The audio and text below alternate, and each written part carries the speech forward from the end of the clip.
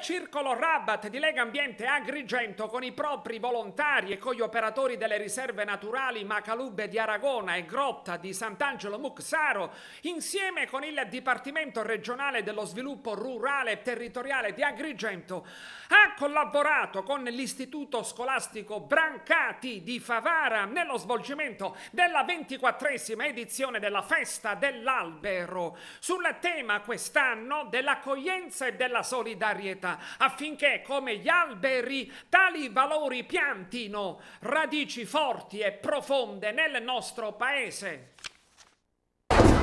Torna anche quest'anno la festa dell'albero al Plesso Domenico Savio, è una festa che noi realizziamo come istituto con la grande collaborazione di Lega Ambiente.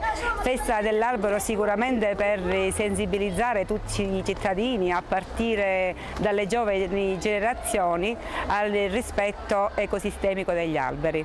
E quindi è chiaro che come scuola, assieme alla famiglia, assieme alle associazioni, assieme a Lega Ambiente, ci muoviamo sempre, ci attiviamo per promuovere l'educazione al rispetto dell'ambiente. Dobbiamo fare crescere i cittadini che siano consapevoli del rispetto dell'ambiente se vogliamo vivere bene assieme.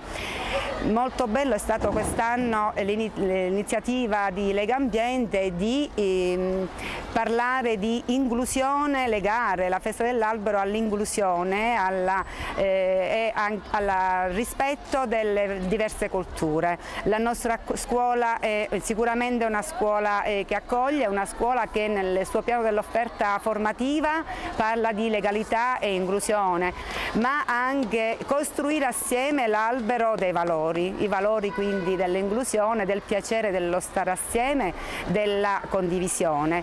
L'iniziativa infatti viene condivisa dagli alunni che sono nei diversi plessi scolastici all'insegna appunto della condivisione e della continuità.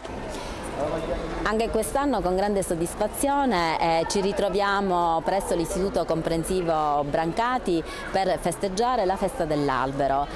Con grande soddisfazione nuovamente ritroviamo entusiasmo, cooperazione tra piccoli e grandi. Tutti insieme hanno collaborato